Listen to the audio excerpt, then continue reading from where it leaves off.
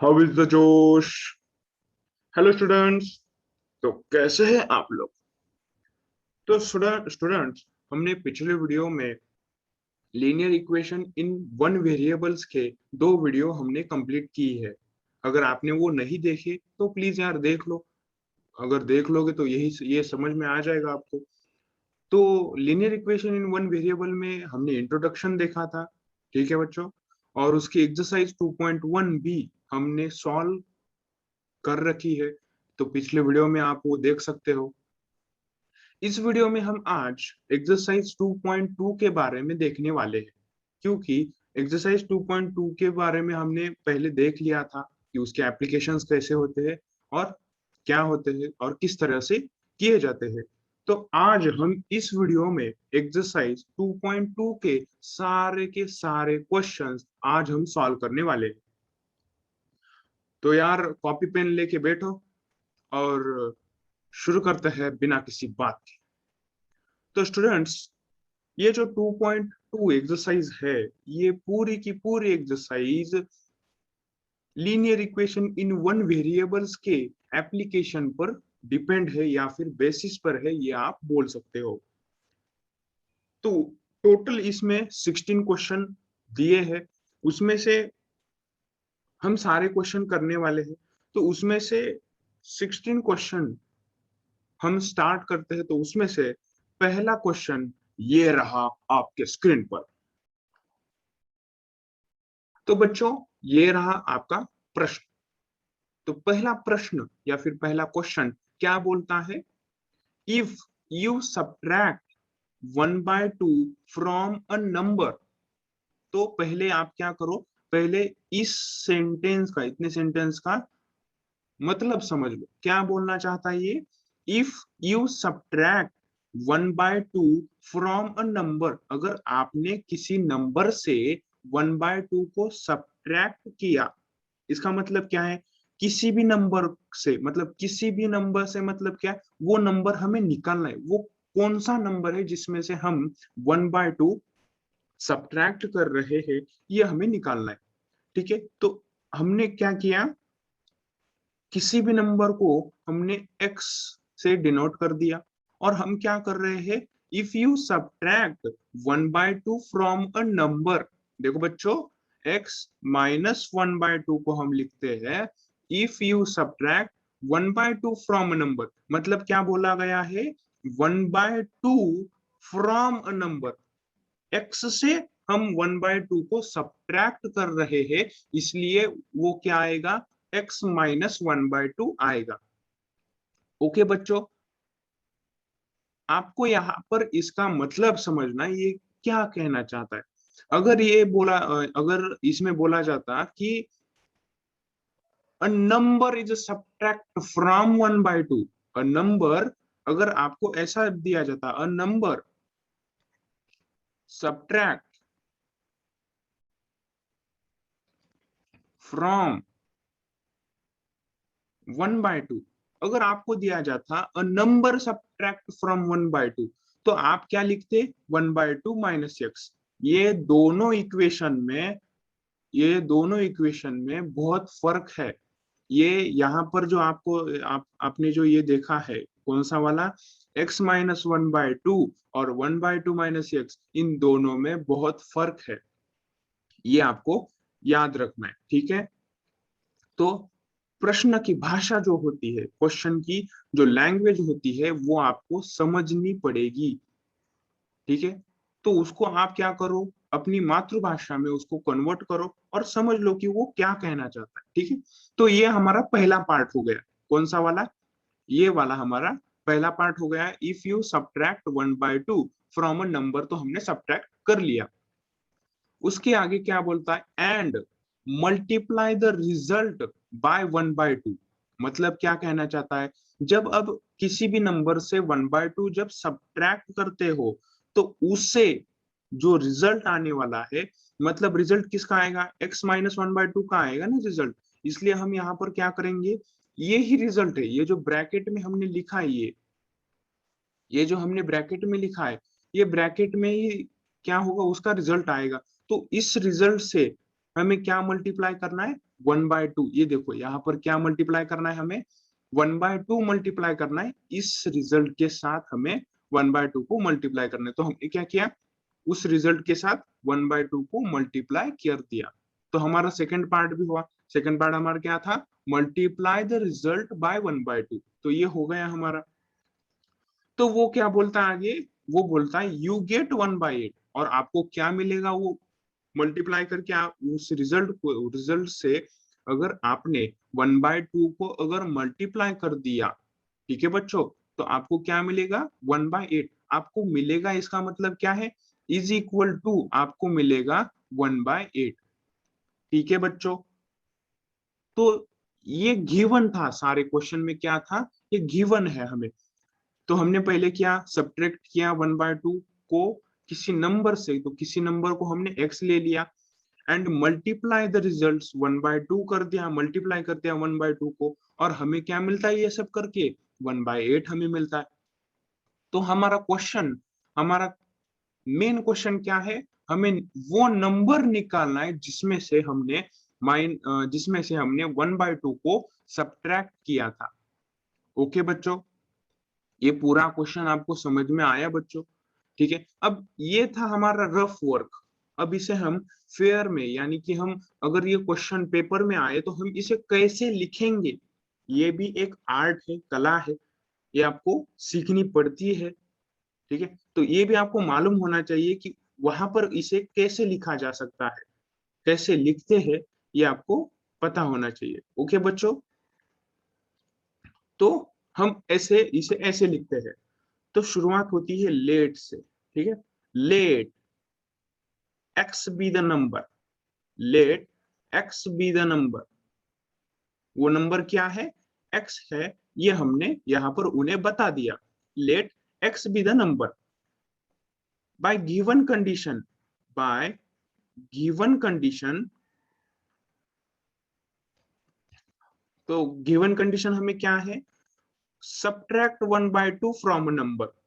तो x -1/2 ये इनकी फर्स्ट कंडीशन हो गई, x -1/2 यहाँ पर आ गया। फिर क्या बोलता है, and multiply the result by 1/2, मतलब इस पूरे से हम क्या मल्टीप्लाई करेंगे, 1/2 मल्टीप्लाई करेंगे। ओके बच्चों, 1/2 से हमने मल्टीप्लाई किया। फिर वी गेट का मतलब क्या होता है, इज इक्वल टू, हमें मिलेगा क्या, 1/8 हमें यहाँ पर मिल जाएगा। सो बाय गिवन कंडीशन हमने ये इक्वेशन निकाल लिया। बच्चों आपको पता है ये इक्वेशन कैसा है, ये इक्वेशन लीनियर इक्वेशन है जो वन वेरिएबल में दिया है। समझ गए बच्चों, आपको याद हो गया होगा linear equation in one variable के बारे में आपको समझ में आया होगा बच्चों। ओके बच्चों, तो यहाँ पर अब हम इसे क्या करते हैं, सॉल्व करते हैं, ठीक है। सॉल्व करते हैं इसका मतलब क्या है, ये हमें यहाँ पर लिख देता हूँ। ये जो हमारी स्टेप है, ये वाली स्टेप में अगर हमें एक बार linear equation in one variable मिल गया ना बच्चों, तो कोई टेंशन नहीं। अब इसे हम सीधे सीधे तरीके से हम इसका सॉल्यूशन निकालेंगे, इसका मतलब इसकी x की वैल्यू यहाँ पर हम निकालेंगे, ठीक है बच्चों। तो ये जो 2 है बच्चों, देखो ये जो 2 है, ये 2 कहाँ जाएगा, अब देखो 1/2 इंटू x -1/2 हमें यहाँ पर दिया है बच्चों, और इज इक्वल टू 1/8 है। तो इस पूरे से 1/2, इस पूरे से 1/2 क्या है, मल्टीप्लाई हुआ है। तो हम क्या करेंगे, इस 1/2 में जो 2 है, वो 2 यहाँ पर डिनोमिनेटर में है, राइट साइड हम जब उसे ले जाएंगे तो वो कहाँ जाएगा, न्यूमरेटर में जाएगा बच्चों। तो इसके आगे की स्टेप आपको ये एक के नीचे एक लिखना है, मेरी तरह मत लिखो, ठीक है। तो ये 2 कहा जाएगा, राइट साइड में न्यूमरेटर में मल्टीप्लाई होगा। तो x -1/2 इज इक्वल टू, यहाँ पर क्या आ जाएगा, 2 डिवाइडेड बाय 8। अब बच्चों 2 क्या करेगा, 8 को डिवाइड कर सकता है। तो यहाँ पर क्या आ जाएगा, ये 2 1 जा 2, 2 4 जा 8 आ जाएगा बच्चों।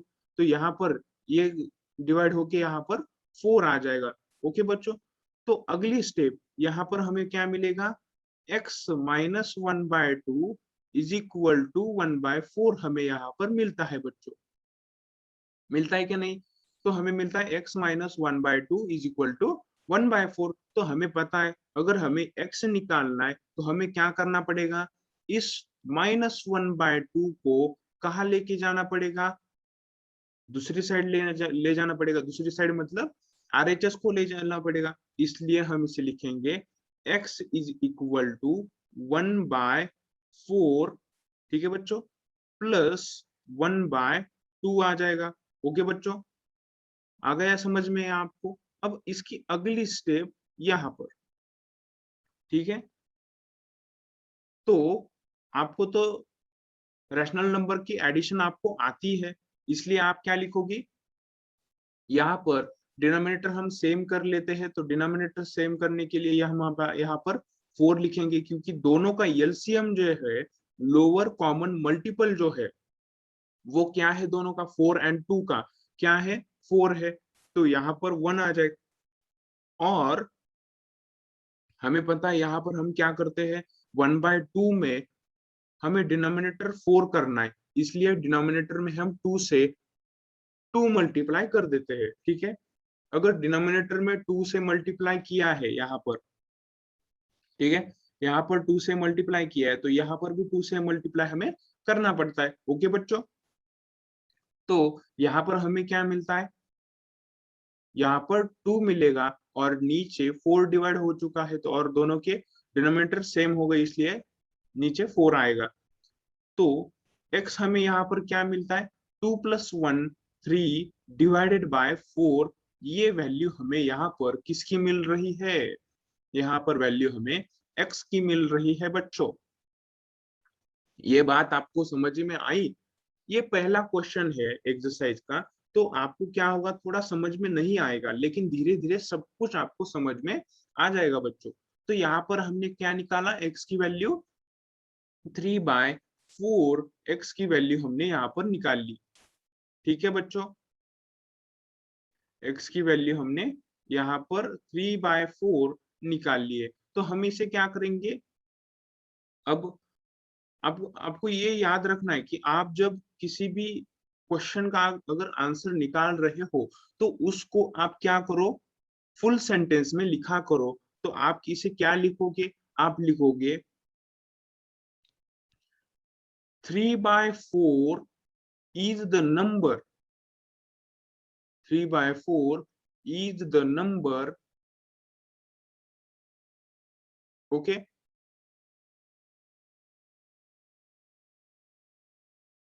ठीक है बच्चों, 3/4 इज द नंबर, आपको ये वहां पे लिखना है, ठीक है बच्चों, क्योंकि हमारा क्वेश्चन यही था ना, व्हाट इज द नंबर, तो 3/4 इज द नंबर। ओके बच्चों, तो उसी वही पर क्वेश्चन में आपको यही पर लिखना पड़ेगा, ये जो दिया है यहाँ पर, तो यही पर देयरफॉर करके आपको यहाँ पर लिखना है 3/4 इज द नंबर, क्योंकि आपका क्वेश्चन वही बोल रहा था कि व्हाट इज द नंबर, ठीक है बच्चों। तो यही वो नंबर है जिसमें से हमने 1/2 को सब्ट्रैक्ट किया था, ठीक है, और मल्टीप्लाई किया था उस रिजल्ट को 1/2 से। तो आप ये करके देखो, ठीक है, ये आप करके देखो, मतलब ये जो x की वैल्यू 3/4 हमें यहाँ पर मिली है, वो वैल्यू आप इस इक्वेशन में पुट करके देखो। तो इस इक्वेशन में x की वैल्यू अगर आप पुट करके देखोगे, तो आपको उसका आंसर मिल जाएगा बच्चों, ठीक है। ये आप घर पर आप ये जरूर ट्राई करो, ठीक है। तो ये था हमारा पहला क्वेश्चन। तो ये आपको समझ में आया होगा, ये ऐसे मैं मानता हूं।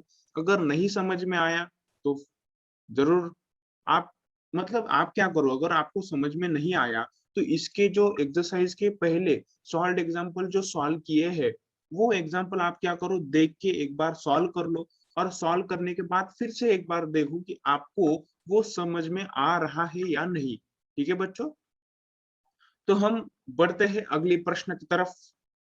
ओके बच्चों, तो अगला क्वेश्चन मतलब क्वेश्चन नंबर 2 ये रहा आपके स्क्रीन के ऊपर। ओके बच्चों, तो ये है हमारा सेकेंड क्वेश्चन एक्सरसाइज 2.2 का सेकंड क्वेश्चन ये रहा। तो क्या बोला गया है या इसमें देखते हैं हम। तो the perimeter of a rectangular swimming pool, ठीक है, the perimeter of rectangular swimming pool is 154। तो हम ये आप देख लो कि जो रेक्टेंगुलर स्विमिंग पूल होता है वो ऐसे होता है बच्चों, ठीक है। और उसमें क्या होता है, ये जो होता है ये एल होता है और ये ब्रेड्थ होता है, लेंथ एंड ब्रेड्थ होता है। और perimeter of rectangular swimming pool is 154 metre, ये हमें दिया है। तो गिवन में हमें क्या क्या है ये देख लो, आपको ये लिखना है गिवन में क्या है। पेरीमीटर ऑफ, मतलब पेरीमीटर ऑफ, अब हमें यहाँ पर स्विमिंग पूल में कैसा रहता है, लेंथ रहती है, ब्रेड्थ रहती है और हाइट भी रहती है, मतलब डेप्थ, स्विमिंग पूल की डेप्थ भी रहती है। लेकिन यहाँ पर हमें सिर्फ लेंथ और ब्रेड्थ के बारे में बताया है। और रेक्टेंगुलर स्विमिंग पूल है, इसलिए हम यहाँ पर क्या लिखेंगे, perimeter of rectangle, perimeter of rectangle हमें कितनी दी है, 154 मीटर दी है। ओके बच्चों, और हमें क्या दिया है, एक मिनट को, ये हम इसमें इसे क्या करते हैं, बाद में लिखते हैं। ये जो है ये हम इसे बाद में लिखते हैं। ओके, तो पहले क्वेश्चन देख लेते हैं। तो perimeter of rectangular swimming pool is 150। अब पेरीमीटर मतलब क्या होता है, पेरीमीटर मतलब इस रेक्टेंगुलर स्विमिंग पूल के सारे साइड्स हम ऐड करेंगे। ऐड करने के बाद जो हमें वैल्यू मिलती है उसे क्या कहते हैं, पेरीमीटर बोलते हैं। ओके बच्चों, तो रेक्टेंगुलर पूल मतलब रेक्टेंगुलर स्विमिंग पूल मतलब रेक्टेंगल ही है। तो रेक्टेंगल की पेरीमीटर का फॉर्मूला आपको पता होना चाहिए, मुझे लगता है कि आपको पता है। फिर भी मैं एक बार आपको बता देता हूँ कि एरिया पेरीमीटर ऑफ रेक्टेंगल क्या होता है, 2 टाइम्स एल प्लस बी होता है। ठीक है बच्चों, अब कैसे, ये यहाँ पर एक एल है, ठीक है, और यहाँ पर भी एल है। दोनों की साइड कैसी रहती है, लेंथ सेम रहती है और ब्रेड भी सेम रहती है। ठीक है बच्चों, तो यहाँ पर ये क्या आया, दोनों की length L plus L, 2 L आ गई। मतलब ये एक L, L, L1 L2 plus B1 plus B2।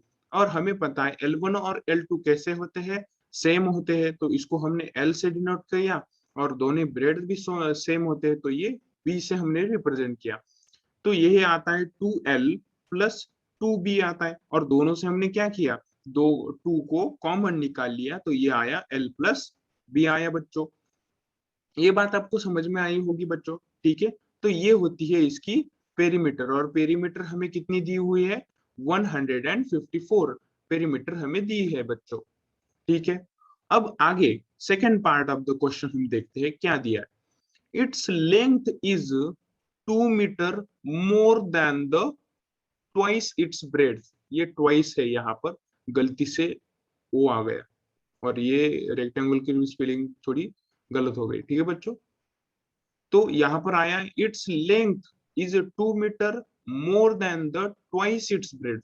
तो पहले ये समझ लो ये क्या बोल रहा है, इट्स लेंथ, ये क्या बोलता है यहाँ पर, ये जो लेंथ है, इट्स लेंथ, उसकी लेंथ, किसकी, रेक्टेंगुलर स्विमिंग पूल की जो लेंथ है वो 2 मीटर मोर देन है। मतलब कैसे, 2 मीटर मोर है, 2 मीटर मोर है इसका मतलब क्या है, प्लस है, प्लस 2 मीटर, ये आया 2 मीटर।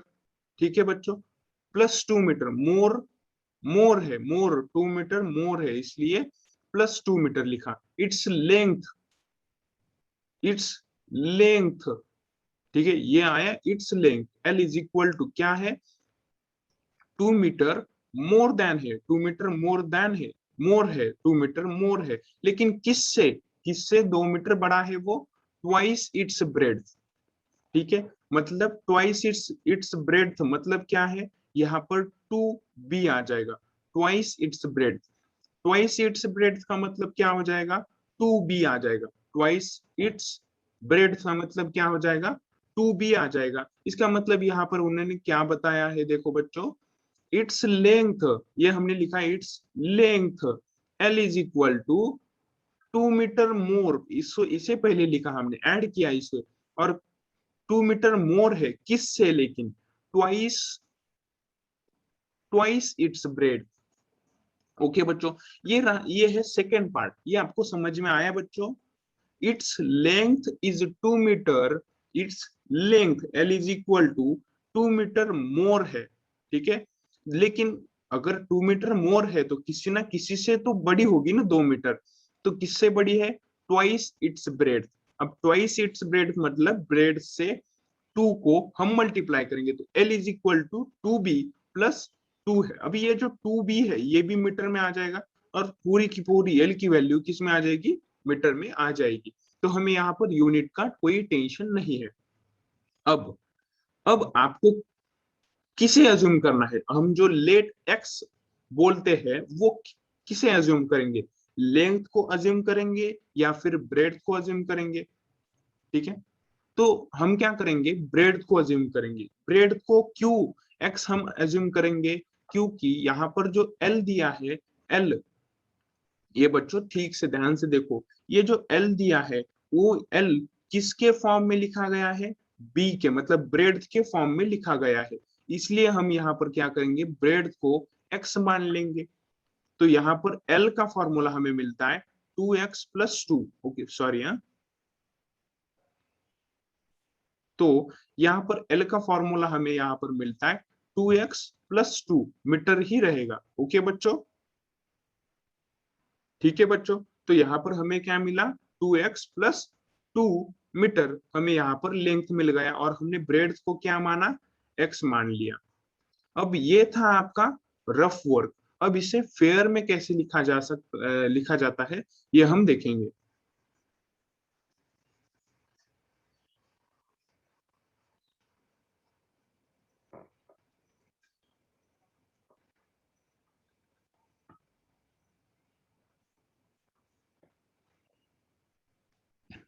ओके बच्चों, तो हम किसे एज्यूम करेंगे, मतलब लेट किसको लिख रहे हैं, ब्रेड को लिख रहे हैं। लेट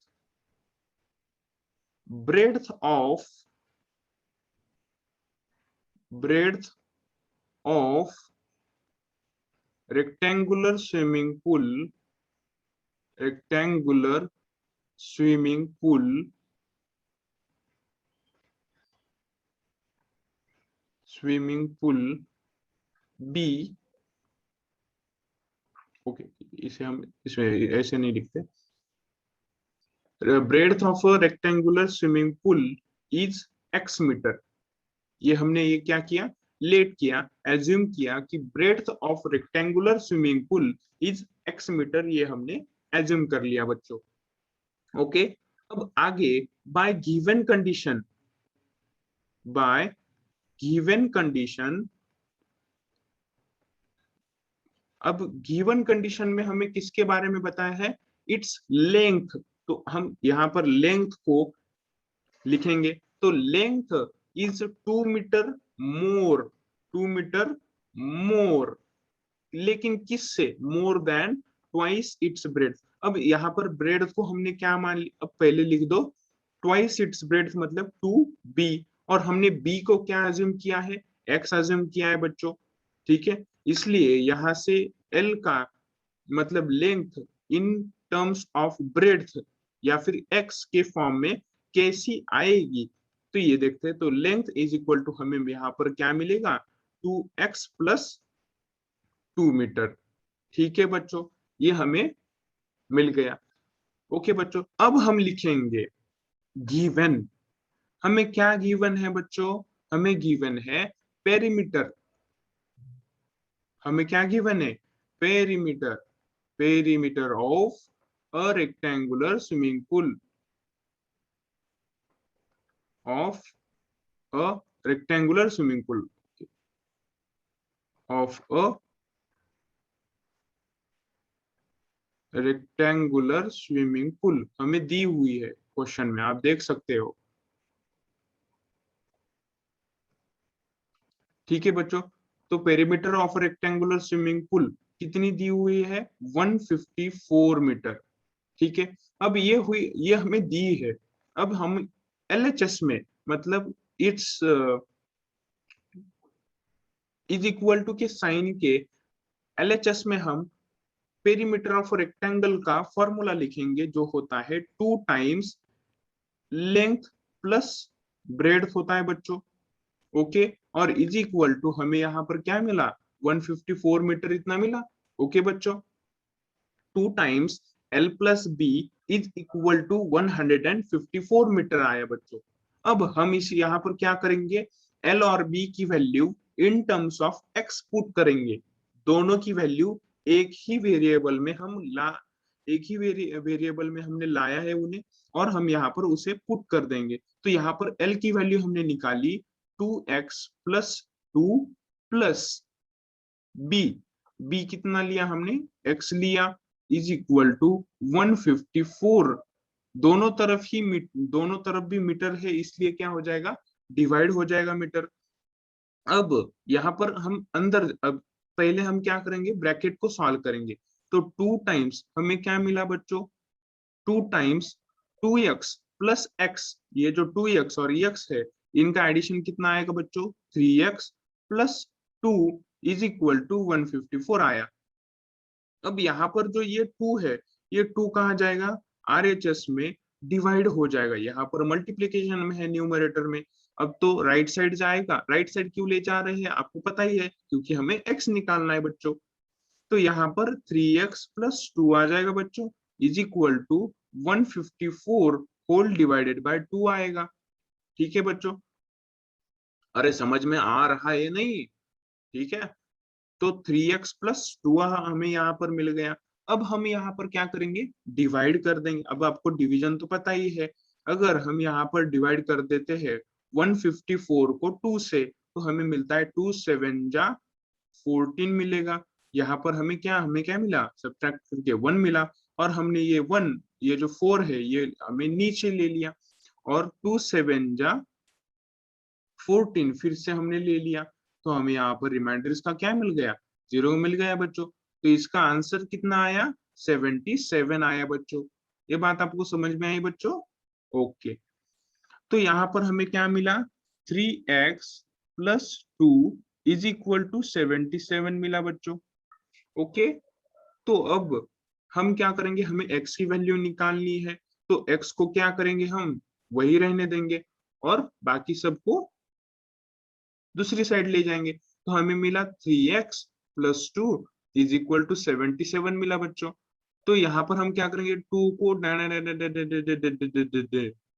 राइट साइड लेके जाएंगे। तो 3x इज इक्वल टू हमें यहाँ पर क्या मिलता है बच्चों? 77 माइनस 2 मिलेगा। तो 3x is equal to 77 minus 2 कितना हो जाएगा 75 हो जाएगा बच्चों।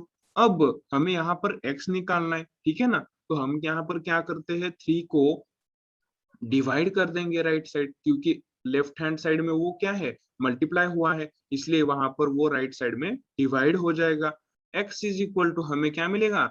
75 डिवाइडेड बाय 3 हमें मिलेगा। अब 3 75 को डिवाइड कर सकता है या नहीं? कर सकता है।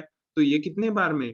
3 1 जा 3, 325 आ जाएगा। अब देख लो यहाँ पर करके। ओके, 3 आ जाएगा और ये 75 आप, तो 3 2 जा 6 हमें यहाँ पर मिलेगा। 7 माइनस 6 कितना आता है बच्चों? 1 आता है, और ये जो 5 है वो नीचे आ जाएगा और 15 हो जाएगा। तो 3 के टेबल में 15 है 5 टाइम्स में, तो 3 5 जा 15 हमें यहाँ पर मिलेगा बच्चों। तो वो कितना आएगा? वो आ जाएगा 15 माइनस 15, ये आता है 0। तो हमें कितना मिला? वो उसका आंसर 25 मिल गया बच्चों। ये आपको समझ में आ गया? तो यहाँ पर x की वैल्यू मिल गई, इसका मतलब क्या हो गया? हमें सॉल्यूशन मिल गया, x is equal to 25। Okay बच्चों, तो यहाँ पर हमें ब्रेड्थ जो है वो ब्रेड्थ हमने क्या माना, ये देखो, ये यहाँ पर जो है, यहाँ पर हमने ये जो है, यहाँ पर हमने क्या माना था, लेट क्या किया था, ब्रेड्थ लेट की थी, जो थी हमने एज्यूम की थी वो एक्स थी। तो हमें एक्स मिल गया बच्चों, एक्स मिल गया, इसका मतलब हमें क्या मिल गया, ब्रेड्थ मिल गई। इसलिए ब्रेड्थ क्या हो जाएगी इसकी, 25। ठीक है बच्चों। और लेंथ जो थी, लेंथ को हमने क्या लिखा था बच्चों, 2x+2 लिखा था, ये 25 मीटर आ जाएगा, है ना। और 2x+2 हमने लेंथ को लिखा था, इसलिए ये कितना आ जाएगा, देखो, 2 × 25 + 2, ये मीटर आ जाएगा। तो 25 × 2 कितना होता है, 50 होता है, +2 = सॉरी, ये मीटर आ जाएगा, गलती कर दी। ओके बच्चों, 50 + 2 यहाँ पर आया, और टोटल कितना आता है, 52 मीटर आता है। ठीक है, तो हम इसे क्या लिखेंगे, फुल सेंटेंस में आंसर लिखेंगे, आखिरी में क्वेश्चन के लास्ट में हम जो क्वेश्चन का आंसर है वो फुल सेंटेंस में लिखेंगे बच्चों। ओके, तो देयरफॉर लेंथ, ठीक है, ऐसे लिखो, length and breadth of rectangular swimming pool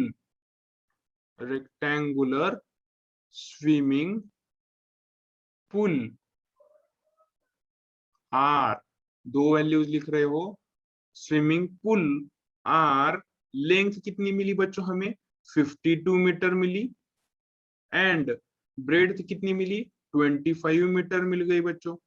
ठीक है, तो length and breadth of rectangular swimming pool are 52 metre and 25 metre respectively.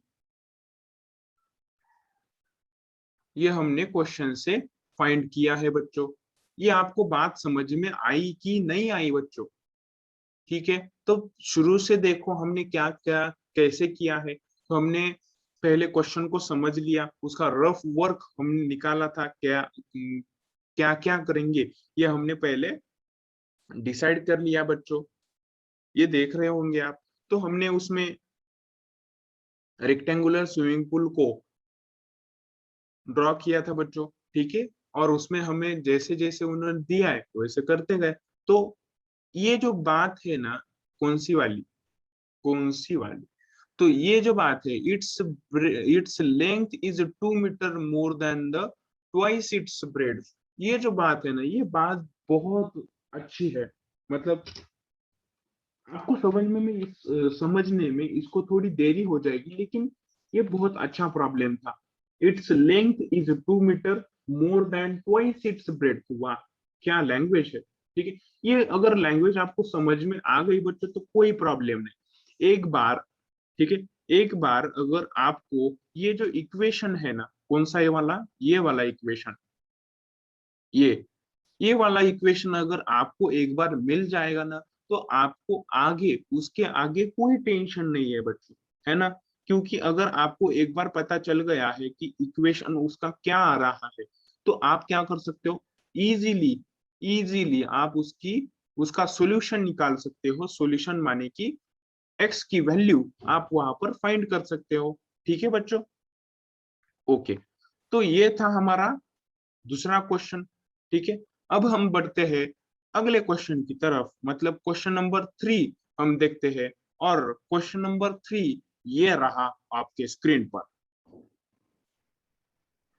तो बच्चों ये है आपका अगला question, question number 3। The base of an isosceles triangle is 4/3 centimetre. ठीक है, तो क्वेश्चन में हमें क्या दिया है, the base of an isosceles triangle, base of an isosceles triangle. अब पहले ये आपको पता होगा, आइसोसेलेस ट्रायंगल मतलब the triangle which has two equal sides. ठीक है, the triangle which has two equal sides and one different side from others. मतलब एक बार बोल दोगे तो आपको समझ में आ जाएगा। मतलब क्या होता है, ये समझो एक ट्रायंगल है, ठीक है, और उसमें वो क्या बोलता है, कैसा ट्रायंगल है ये, आइसोसेलेस ट्रायंगल है। अब आइसोसेलेस ट्रायंगल में क्या होता है बच्चों, आइसोसेलेस ट्रायंगल में दो साइड्स जो होती है, ये और ये साइड्स इक्वल होती है, ठीक है। ओके बच्चों, आइसोसेलेस ट्रायंगल में दोनों साइड इक्वल होते हैं, ये आपको मालूम होगा। आइसोसेलेस ट्रायंगल, ये कौन सा ट्रायंगल है, आइसोसेलेस ट्रायंगल है जिसमें two sides of the triangle are equal, ठीक है। अब देखो क्वेश्चन में क्या कहा है, the base of an isosceles triangle is 4/3 centimetre. Okay बच्चों, जो बेस है आइसोसेलेस ट्रायंगल का, जो बेस है इसका मतलब कौन सी साइड, ये बेस, ये जो है ये बेस उन्होंने दिया है, ठीक है, और वो कितना है, 4/3 हमें दिया है।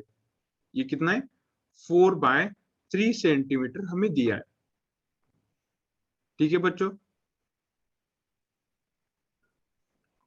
ये हमें 4/3 सेंटीमीटर बेस हमें दिया है।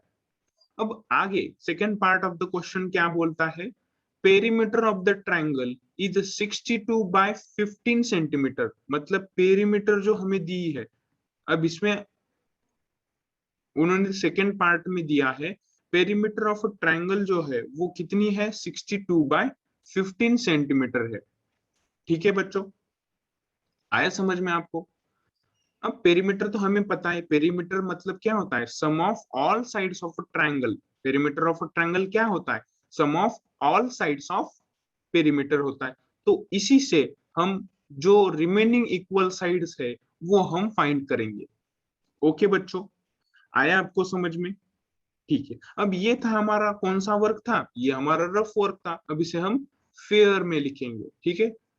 तो ये रहने दो, ये आपको समझ में आने के लिए हम रख देते हैं कि आइसोसेलेस ट्रायंगल में क्या होता है, दोनों साइड्स इक्वल होती है। अब हम यहाँ पर हमें निकालना क्या है, हमें निकालना है what is the length of either of the remaining equal sides. मतलब जो ये जो साइड्स है इक्वल साइड्स, ये इक्वल साइड्स हमें फाइंड करने हैं। तो हम क्या करेंगे, इन्हें लेट करेंगे, जो हमें फाइंड करना है बच्चों, ठीक है, ये आप बात याद रखो, जो हमें फाइंड करना है उसे हम लेट करेंगे या फिर अज्यूम करेंगे, ठीक है। तो इन दोनों साइड्स को हम x से डिनोट कर देते हैं। अब एक साइड x होने के बाद दूसरी साइड तो x ही हो जाएगी, मतलब x सेंटीमीटर, ठीक है बच्चों, ये आ जाएगा x सेंटीमीटर।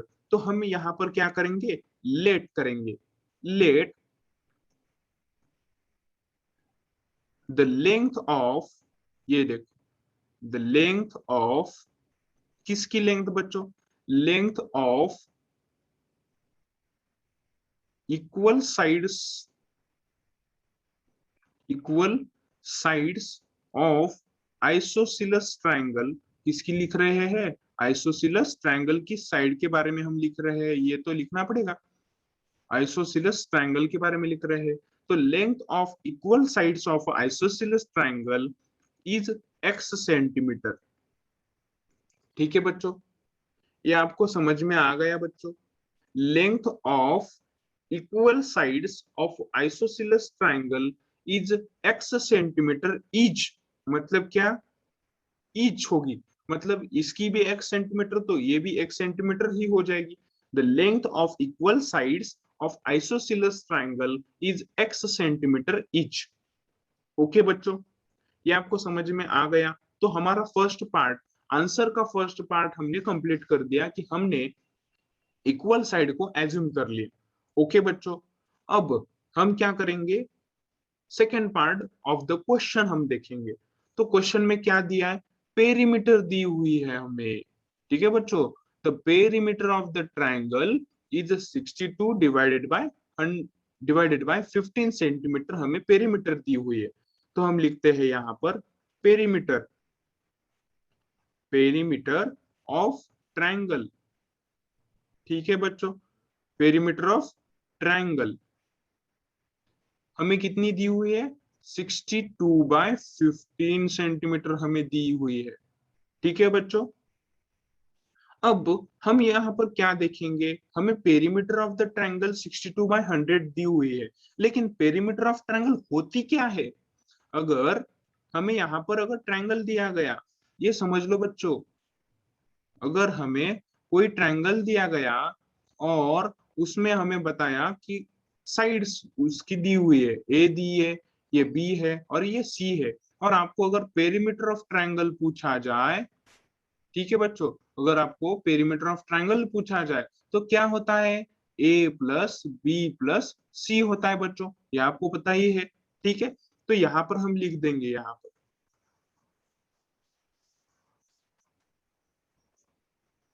ठीक है बच्चों, तो यहाँ पर हम लिख देंगे पेरीमीटर ऑफ ट्रायंगल क्या आ जाएगी, दोनों तीनों साइड्स की एडिशन, मतलब ये आ गई equal side plus equal side plus कौन सा, तीसरी साइड हमें दी हुई है, इसलिए हम उसे क्या करेंगे, डायरेक्ट लिख देंगे 4/3, और इज इक्वल टू में आ जाएगा 62/15 सेंटीमीटर, और लेफ्ट साइड में भी क्या आ जाएगा, सेंटीमीटर आ जाएगा बच्चों, और दोनों तरफ सेंटीमीटर होने की वजह से ये सेंटीमीटर और सेंटीमीटर डिवाइड हो जाएंगे।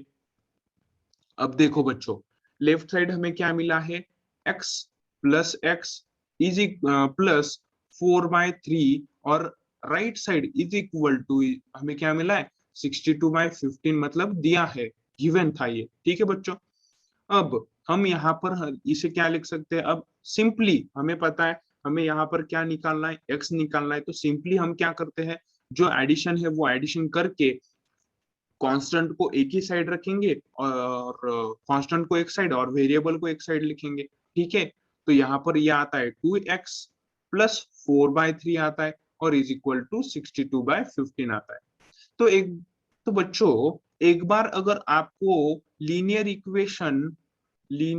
इक्वेशन इन वन वेरिएबल जब आपको मिल जाता है, ठीक है बच्चों, तो आपको कोई टेंशन नहीं रहता। ठीक है, तो यहाँ पर आपको एक्स फाइंड करना है, तो आप सारे कांस्टेंट क्या करोगे, राइट हैंड साइड लिखे लेके जाओगे। ओके बच्चा, तो यहाँ पर क्या आ जाएगा, 2x इज इक्वल टू, हम पहले क्या करेंगे, 4/3 को राइट साइड लेके जाएंगे, तो ये चला गया ऐसे, ये यहाँ पर जाएगा। अब यहाँ पर लेफ्ट हैंड साइड में वो कैसा था, पॉजिटिव था, तो राइट हैंड साइड जाके कैसा हो जाएगा, निगेटिव हो जाएगा बच्चों। तो ये 62/15 माइनस 4/3 यहाँ पर आ जाएगा बच्चों। अब यहाँ पर क्या है, यहाँ पर दोनों रैशनल नंबर है, तो रैशनल नंबर है, इसका हमें पता है, इसका मतलब क्या है, उन दोनों के डिनोमिनेटर सेम होने चाहिए। तो 15 और 3 में 15 बड़ा है, तो 3 को हम 15 में कन्वर्ट कर सकते हैं क्या, हाँ कर सकते। 3 को 5 से मल्टीप्लाई करके हम 3 को 15 लिख सकते हैं बच्चों। ठीक है बच्चों, तो ये आ जाएगा 3 × 5 आ जाएगा। ओके बच्चों, और हमें पता है यार, डिनोमिनेटर में अगर हमने मल्टीप्लाई किया है तो हमें न्यूमरेटर में भी मल्टीप्लाई करना पड़ेगा। ठीक है बच्चों, तो ये आ जाएगा 5 से मल्टीप्लाई और डिवाइड करने के बाद हमें यहाँ पर डिनोमिनेटर दोनों का क्या मिल जाएगा, 15 मिल जाएगा। मैं एक सिर्फ आपके लिए और लिख देता हूँ, ठीक है, तो यहाँ पर क्या आ जाएगा बच्चों, 62 होल डिवाइडेड बाय 15 आ जाएगा, और माइनस ये ऊपर न्यूमरेटर में 20 आ जाएगा, और डिनोमिनेटर में 15 आ जाएगा बच्चों। ठीक है, समझ में आ रहा है आपको। तो 2x is equal to, denominator हमारा सेम हो चुका है, इसलिए हम डायरेक्ट लिख देंगे डिनोमिनेटर में 15 और न्यूमरेटर में 62 माइनस 20, हम इसे लिख देंगे बच्चों। ठीक है, और ये आ जाएगा 2x is equal to 62 minus 20। अब 62 माइनस 20 हमें पता है क्या आ जाएगा, 42/15 आ जाएगा बच्चों। ठीक है, यही से हमें x की वैल्यू क्या मिल जाएगी, ये 2 कहाँ जाएगा बच्चों, ये 2 जाएगा यहाँ पर डिनोमिनेटर में, है ना। तो डिनोमिनेटर में जाने के बाद ये क्या आ जाएगा बच्चों, 42 डिवाइडेड बाय 2 × 15 आ जाएगा। आ जाएगा कि नहीं आ जाएगा, ओके। तो यहाँ पर 2 क्या कर सकता है, 42 को डिवाइड कर सकता है। तो 2 1 जा 2, 2 2 जा 4, 2 1 जा 2 आ जाएगा बच्चों। ठीक है, अब अगले पेज पे हम चलते। तो हमें यहाँ पर बच्चों x की वैल्यू यहाँ पर क्या मिल गई, 21 डिवाइडेड बाय 15 हमें मिल गई बच्चों। ठीक है, तो यहाँ पर हम इसे क्या करेंगे, मोस्ट सिंप्लीफाइड फॉर्म में इसे कन्वर्ट करेंगे। तो कर सकते हैं क्या, हाँ कर सकते हैं। यहाँ 21 और 15 को हम यहाँ पर 3 से डिवाइड कर सकते हैं। ठीक है, 3 इनका क्या है, कॉमन डिवाइडर है। तो x इज इक्वल टू यहाँ पर क्या आ जाएगा, ये 3 7 जा 21 और 3 5 जा 15 आ जाएगा, है ना बच्चों। तो यहाँ पर क्या आ जाएगा, 7/5 आ जाएगा। और जो क्या है, सॉल्यूशन है हमारे इक्वेशन का, मतलब x की वैल्यू है। और हमें फाइंड क्या करना था, x की वैल्यू ही फाइंड करनी थी।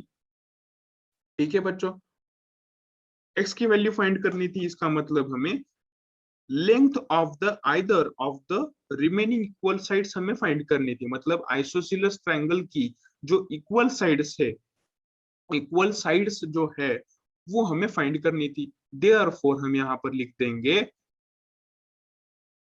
लेंथ ऑफ, हम यहाँ पर क्या लिख देंगे, length of equal sides of, है ना, किसकी लेंथ, इक्वल साइड्स की। और इक्वल साइड्स ऑफ किसकी है, इक्वल साइड्स आइसोसेलेस ट्रायंगल की है। ठीक है, आइसोसेलेस ट्रायंगल,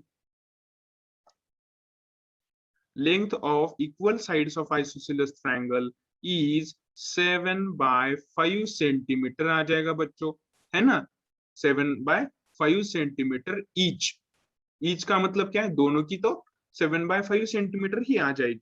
ठीक है, length of equal sides of isosceles triangle is 7/5 centimetre each. ये बात आपको समझ में आई बच्चों, ये क्वेश्चन आपको समझ में आया बच्चों, ये सारी बातें समझ में आई बच्चों। ओके, देखो फिर से देख लो एक बार, आप हमने क्या किया है, हमने x को एज्यूम किया कि दोनों साइड जो है वो x सेंटीमीटर है, ये हमने एज्यूम किया। फिर हमें second part of the question में हमें क्या दिया था, पेरीमीटर दिया था। तो उस पेरीमीटर से हमने क्या किया, x फाइंड किया, x की वैल्यू फाइंड की। ओके बच्चों, एक बार अगर आपको ना इक्वेशन मिल गया, लीनियर इक्वेशन वन वेरिएबल मिल गया ना, तो आपको सिर्फ उसे सॉल्व करना है। जो आपने एक्सरसाइज 2.1 में जिस तरह से क्वेश्चन सॉल्व किए थे, उसी तरह से आपको वहां से वो क्वेश्चन क्या करना है, सॉल्व करना है और उसकी वैल्यू निकालनी है। ये क्वेश्चंस बहुत इजी है। एक बार आपको क्या करना है, जो आपको वर्ड प्रॉब्लम दिया है उसका आप आपके मातृभाषा में कन्वर्ट करके उसको समझ लो। अगर आपको ऐसे ही समझ में आ रहा है तो बहुत बढ़िया है, लेकिन समझ में नहीं आ रहा है आपको, वो क्या बोलना चाहता है या फिर आपको क्या बताना चाहता है क्वेश्चन, ये आप अगर आपको समझ में ना आ जाए तो आप क्या करो, उसको आपकी भाषा में कन्वर्ट करो और उसको समझ लो। ठीक है बच्चों, एक बार जो है आप फिर से ये क्वेश्चन देख लो, घर से खुद से सॉल्व करके देखो। अगर आता है तो बहुत बढ़िया, नहीं आता है तो फिर से क्वेश्चन को देख लो कैसे सॉल्व किया है। ठीक है, तो ये था हमारा क्वेश्चन नंबर 3। अब चलते हैं हम क्वेश्चन नंबर 4 की तरफ। ओके बच्चों, तो ये रहा क्वेश्चन नंबर 4 आपके स्क्रीन पर। तो स्टूडेंट्स, अगला क्वेश्चन है हमारा क्वेश्चन नंबर 4। तो क्वेश्चन नंबर 4 क्या बोलता है, sum of two numbers is 95। ठीक है बच्चों, तो क्वेश्चन नंबर 4 क्या बोलता है, sum of two numbers is 95। तो पहले हम क्या करेंगे, रफ वर्क करेंगे। तो एक नंबर हमने क्या लिया, x नंबर लिया और दूसरा नंबर हमने y ले लिया। ठीक है बच्चों, ठीक है, तो उनका जो सम है वो सम कितना है, 95 है उन्होंने दिया है। ठीक है बच्चों, तो सम ऑफ टू नंबर्स, ये हमने दो नंबर्स ले लिए, उनका जो सम है वो 95 है। ठीक है बच्चों, if one exceeds the other by 15, और हमें क्या दिया है, इफ वन मतलब उनमें से एक नंबर कैसा है, एक्सीड्स द अदर बाय 15। अब ये जो दिया है एक्सीड्स द अदर बाय 15, इसका मतलब आप समझ लो बच्चों, क्या बोलता है ये, वन, इफ वन मतलब क्या, उनमें से एक नंबर, दो जो नंबर हमने ले लिए हैं उनमें से एक नंबर कैसा है, exceeds the other. Exceeds the other मतलब क्या है, बड़ा है, एक नंबर दूसरे से बड़ा है, लेकिन कितने से बड़ा है, 15 से बड़ा है। 15 से बड़ा है, इसका मतलब हम क्या करेंगे, दूसरे नंबर में, मतलब y इज इक्वल टू हम इसे लिखेंगे x प्लस 15 लिखेंगे बच्चों। ये हुआ सेकेंड पार्ट का मतलब, y if one exceeds the other by 15 जो हमें दिया है, उसका मतलब क्या है, y is equal to x plus 15 दिया है, और हमें उन्हें वो नंबर्स हमें फाइंड करने। तो एक इक्वेशन हमें ये मिल गया और दूसरा ये मिल गया, उन दोनों को हम क्या करते हैं, कंबाइन करते हैं। वो कैसे, वो देखते हैं हम अब। ये था हमारा रफ वर्क, अब इसे अब हम फेयर में लिखेंगे, ठीक है बच्चों। So let x and y are the numbers, are the numbers, ये हमने क्या किया बच्चों, एज्यूम किया, ठीक है। By given condition, by given condition, first condition, by given first condition, हमें क्या बताया है, हमें बताया है sum of two numbers. Sum of two numbers मतलब क्या करते हैं, हम दोनों को ऐड कर देते हैं बच्चों, ठीक है। Sum of two numbers, is मतलब क्या होता है, इज इक्वल टू का, इज इक्वल टू को वहां पर बोला गया है। तो सम ऑफ टू नंबर्स क्या आया बच्चों, 95 आया, ठीक है बच्चों। अब यहाँ पर हमें ये इक्वेशन वन मिल गया, ठीक है बच्चों। अब second part, bye given second condition, by given second condition, ठीक है बच्चों। अब हम सेकेंड कंडीशन के बारे में जानेंगे क्या दिया गया है उसमें, ओके बच्चों। तो सेकेंड कंडीशन में क्या बोला गया है, if one exceeds the other by 15, ठीक है। इफ वन, ठीक है, इफ वन एक्सीड्स का मतलब प्लस हो जाएगा इसमें, ठीक है। If one exceeds the other, दूसरे से बड़ा है, कितना, 15 से। मैंने आपको एक वीडियो में आपको क्वेश्चन के वेरिएशन के बारे में बताया था, ठीक है। उसमें मैंने एक्सीड, एक्सीड इस वर्ड का यूज किया था, और आपको वो वर्ड आगे समझ में आ जाएगा इस, या फिर आपको वो ये शब्द आगे मिल जाएगा, ऐसे मैंने बोला था, और आपको इसी एक्सरसाइज में वो वर्ड आपको मिल गया, ठीक है बच्चों। जिसने वो वीडियो देखा है उसको पता है, ठीक है। y is equal to x plus 15 यहाँ पर आया, ये है हमारा दूसरा इक्वेशन, ओके बच्चों। ये दोनों भी पार्ट्स आपको समझ में आए या नहीं, देखो फर्स्ट इक्वेशन, फर्स्ट कंडीशन से हमने क्या निकाला, उन दोनों की सम निकाली जो थी 95। फिर उन्होंने क्या दिया था, इफ वन, उनमें से एक एक्सीड्स, बड़ा है, द अदर, किससे, दूसरे से बड़ा है, कितना, बाय 15, इसलिए हमने y को लिखा। हम x को भी लिख सकते हैं बच्चों, ठीक है, x को भी हम लिख सकते हैं, ठीक है बच्चों, उसमें कोई प्रॉब्लम नहीं, आप x को भी लिखो y को भी लिखो, मैंने y को लिख लिया, ठीक है। y is equal to x plus 15 हमें सेकेंड इक्वेशन में मिल गया। अब ये दोनों इक्वेशंस हम क्या करेंगे, कंबाइन कर देंगे। तो हम यहाँ पर लिखते हैं फ्रॉम इक्वेशन, हम अभी हमें ये इक्वेशन मिल गया है, ये एक इक्वेशन है और ये एक इक्वेशन है, तो इन इक्वेशन से from equation one and two, from equation one and two we get, हमें क्या मिला, we get x plus, x plus 15 is equal to 95 हमें मिल गया बच्चों। कैसे, यहाँ पर हमें क्या, हमें हमने किसकी वैल्यू निकाली, y की value in terms of x हमने निकाली बच्चों, ठीक है। y की value in terms of x, हम x हमने निकाली बच्चों, और हमें इस इक्वेशन में दोनों भी वेरिएबल्स दिए हैं। तो एक ही इक्वेशन में दो वेरिएबल नहीं हो सकते, क्यों, क्योंकि वहां पर वो linear equation in one variable नहीं बन सकता, इसलिए हमें यहाँ पर क्या करना पड़ेगा, सिर्फ एक वेरिएबल रखना पड़ेगा, है कि नहीं बच्चों। तो यहाँ पर हम लिख सकते हैं x plus y is equal to 95 में हम क्या करेंगे, y की वैल्यू पुट करेंगे जो हमें मिली इक्वेशन नंबर 2 में। तो हमने यहाँ पर वही किया, y की वैल्यू पुट की, और अब आपको तो पता है ये हमें linear equation in one variable मिल चुका है, और हम यहाँ पर सिंपल वे में हम यहाँ पर x की वैल्यू फाइंड कर सकते हैं। ठीक है बच्चों, तो यहाँ पर आ जाता है 2x plus 15 is equal to 95। अब हमें यहाँ पर x निकालना है, इसलिए 15 कहा जाएगा 95 के पास, यहाँ इसलिए यहाँ पर आ जाएगा 2x, 95 माइनस 15 आ जाएगा बच्चों।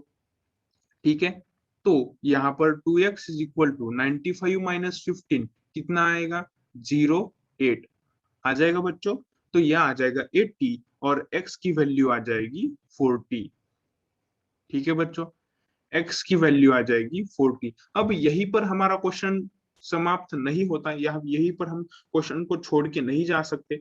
हमें सिर्फ एक वैल्यू मिली है, हमें वैल्यू निकालनी है, दो वैल्यूज हमें निकालनी है। ठीक है, वैल्यूज बोले तो एक नंबर हमें यहाँ पर हमने यहाँ पर फाइंड कर लिया जो था x इज इक्वल टू 40। अब हम y फाइंड करेंगे, तो y को हमने क्या लिखा इक्वेशन नंबर 2 में, हम यहाँ पर लिख देते हैं पहले, put x is equal to 40 in equation 2। Okay बच्चों, इन इक्वेशन 2 में पुट कर दो, तो y इज इक्वल टू यहाँ पर क्या आ जाएगा बच्चों, x प्लस 15, और x की वैल्यू हमें पता है क्या मिली है, 40 प्लस 15, तो यहाँ से y की वैल्यू हमें मिल जाती है 55। ओके बच्चों, ये आपको बात समझ में आ गई। तो y की वैल्यू हमें 55 मिल गई। तो हम यहाँ पर हमें इसे कैसे लिखते हैं, फुल सेंटेंस में लिखते हैं, therefore two numbers are two numbers are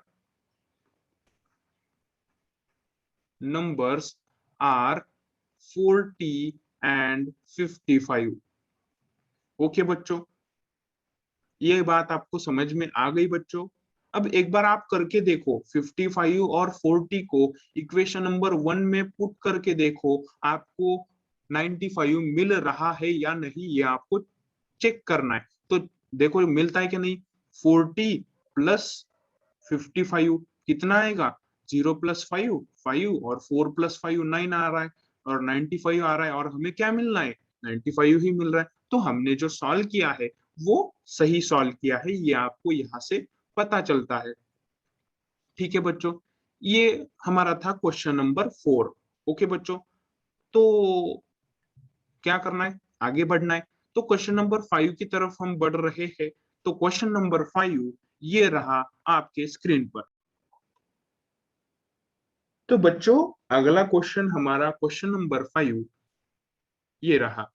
तो क्वेश्चन नंबर 5 में क्या दिया है हमें, ये हम पढ़ते हैं, वो क्या बोलना चाहता है ये हम देख रहे हैं। ठीक है, तो क्वेश्चन नंबर 5 बोलता है कि यार मैं ऐसा हूं, कैसा हूं, two numbers are in the ratio 5:3। ये हम पहले क्या लिखेंगे, रफ में लिखेंगे। मतलब ये क्या बोलना चाहता है, द टू नंबर्स, जो दो नंबर्स है।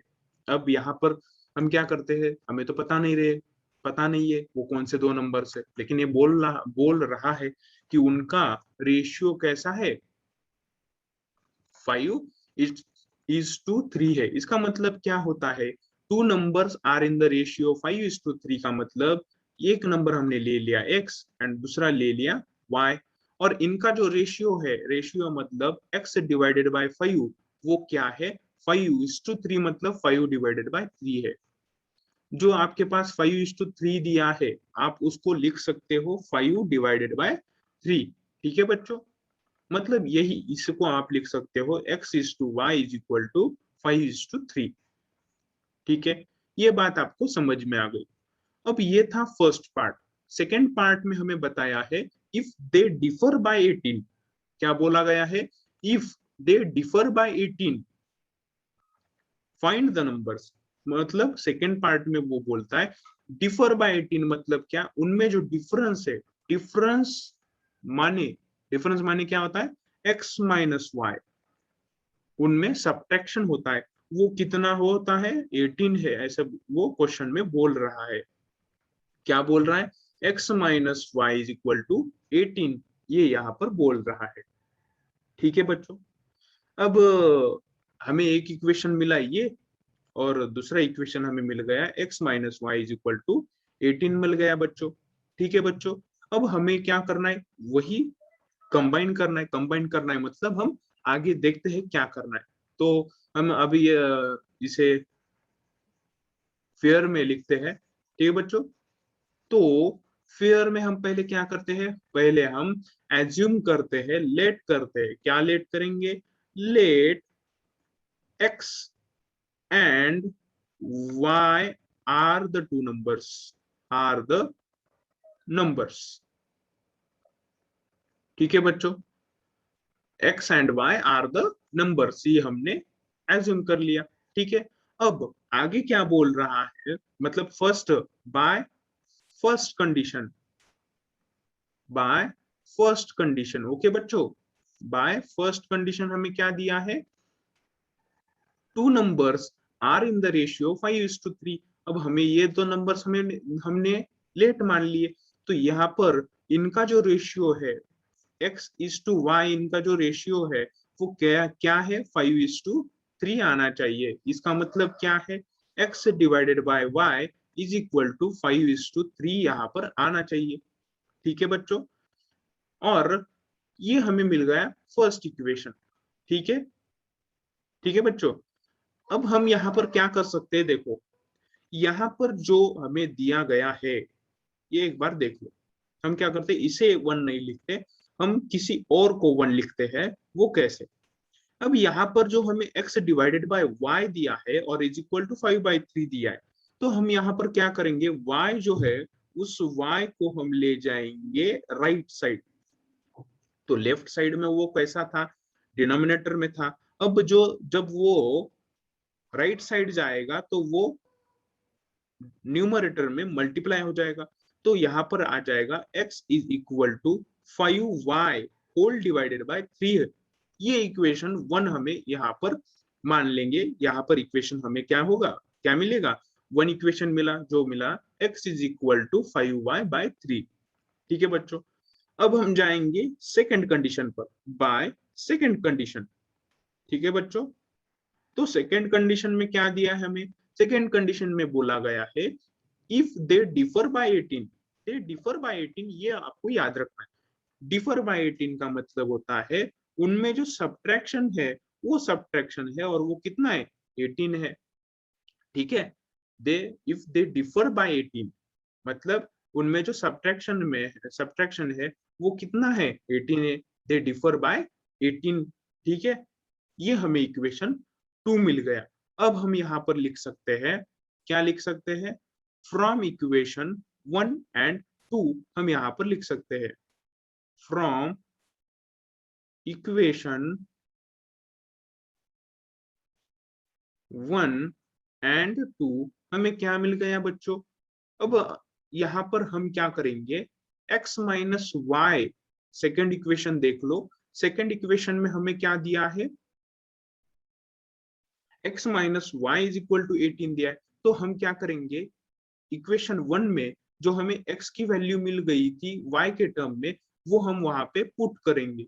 तो x क्या आ जाएगा बच्चों, 5y whole divided by 3 minus y is equal to 18 यहाँ पर मिल गया बच्चों। ठीक है, 5y divided by 3 minus y is equal to 18 हमें मिल गया।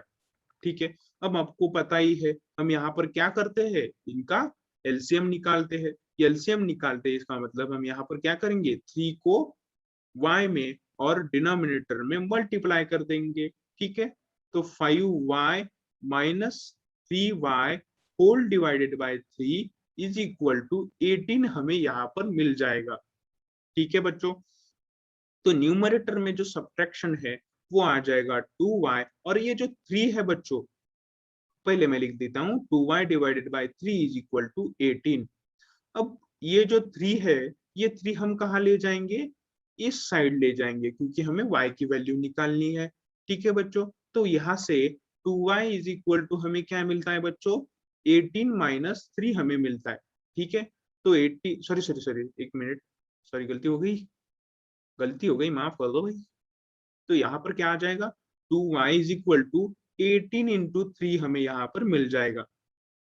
ठीक है बच्चों, आपको आ गया समझ में। अब यहाँ पर हम यहाँ पर ये मल्टीप्लाई नहीं करेंगे। क्यों नहीं करेंगे?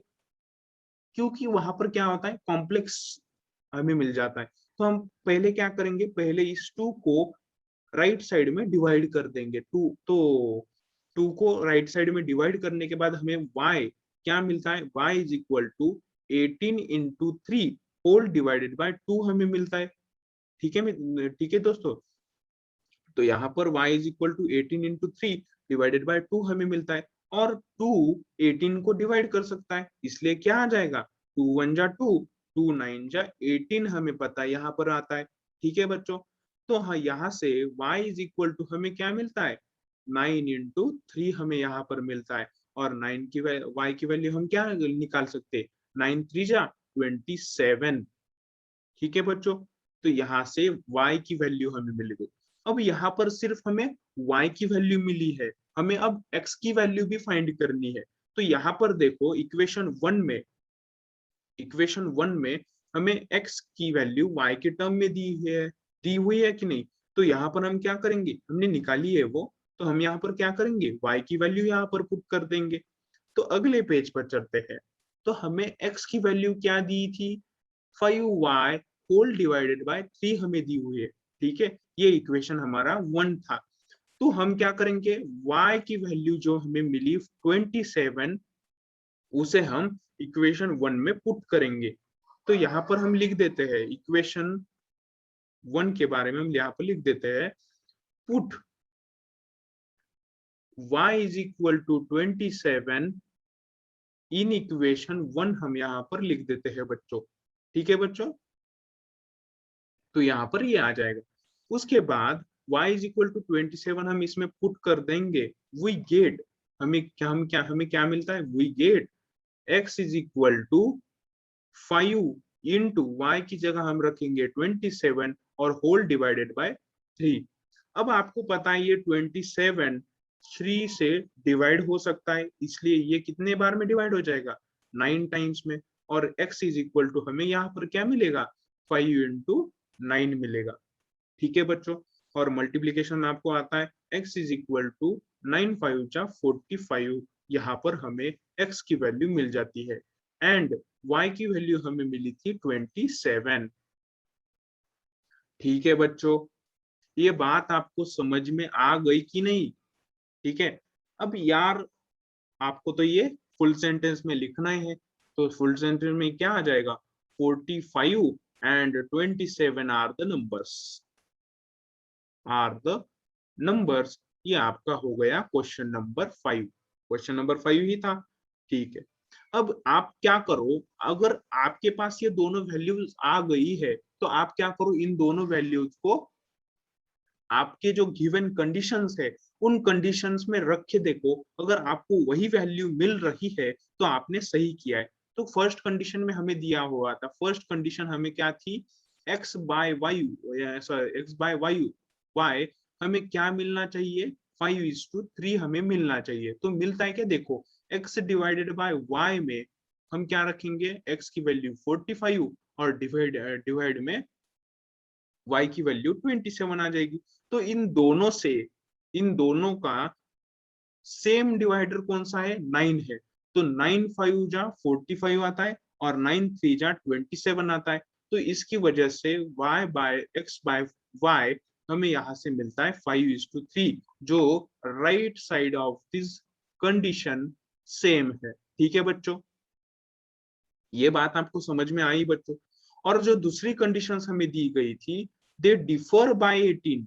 तो आता है क्या दे डिफर बाय 18 में, देखो x माइनस वाई, यानी कि x की वैल्यू 45 और y की वैल्यू कितनी 27। देखो ये कितना आ जाएगा 45 और 27। तो इनमें जो हम सब्ट्रैक्शन करेंगे तो यहाँ से आपको पता ही है ये 15 आता है, और 15 आने के बाद 15 माइनस 7 ये 8 आएगा, और ये 3 रहता है तो 3 माइनस 2 1 आता है, जो हमें मिल रहा है RHS के बराबर। तो यहाँ पर RHS हमें मिल गया 18 और कंडीशन में भी हमारा RHS था 18। इसका मतलब हमारा सॉल्यूशन यानी कि हमारी जो नंबर्स है हमने फाइंड किए हुए वो सही है, एकदम बराबर है। ठीक है बच्चों, तो हमने क्या किया ये आपको समझ में आ गया। तो फर्स्ट पार्ट में देखो, एक बार फिर से मैं आपको बता देता हूँ, ये आप समझ लो। तो फर्स्ट पार्ट में हमें उनका रेशो दिया था और सेकंड पार्ट में उनका डिफरेंस दिया था। ठीक है, तो वहां से हमने क्या किया, x को y के टर्म में निकाला। तो ऐसा नहीं है कि यहाँ पर आप x को y के टर्म्स में निकालो, ऐसा कुछ नहीं है। ठीक है, आप किसी की भी वैल्यू निकाल सकते हो यहाँ से। आप क्या कर सकते हो, यहाँ से देखो, ये जो आपको दिया गया है, आप यहाँ पर क्या कर सकते हो, यहाँ पर आप कर सकते हो इसको, अगर आपने इनवर्स कर दिया, इसका रेसिप्रोकल कर दिया, तो ये आ जाएगा 3/5 आ जाएगा।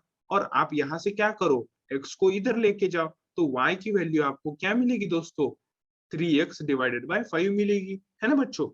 ठीक है, तो यहाँ पर आपने क्या निकाला, y की वैल्यू x के टर्म में निकाली। अगर यहाँ पर y की वैल्यू निकाली है आपने, तो आप क्या करोगे, इसको इक्वेशन नंबर 2 में y की जगह पुट कर दोगे और वहां से x की वैल्यू आप पहले फाइंड कर सकोगे। ठीक है, हमने जब y की value in terms of x निकाली थी, है ना, यहाँ पर हमने जो y की वैल्यू इन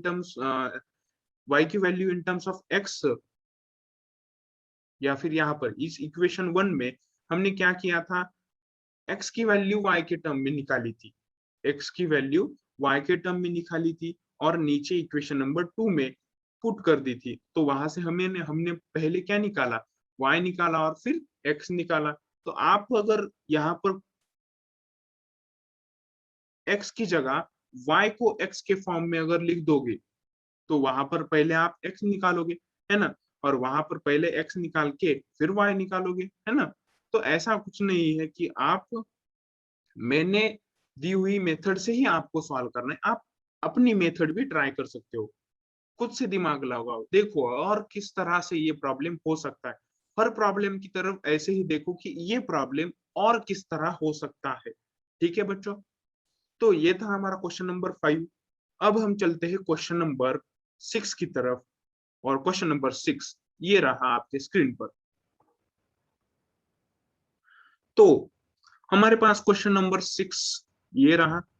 तो क्वेश्चन नंबर 6 में क्या बोला गया है, 3 consecutive integers add up to 51। तो एक ही पार्ट दिया है क्वेश्चन। तो ये क्वेश्चन का पार्ट समझने से पहले ये आप बता दो कि कॉन्जिक्यूटिव इंटीजर्स आपको पता है कि नहीं।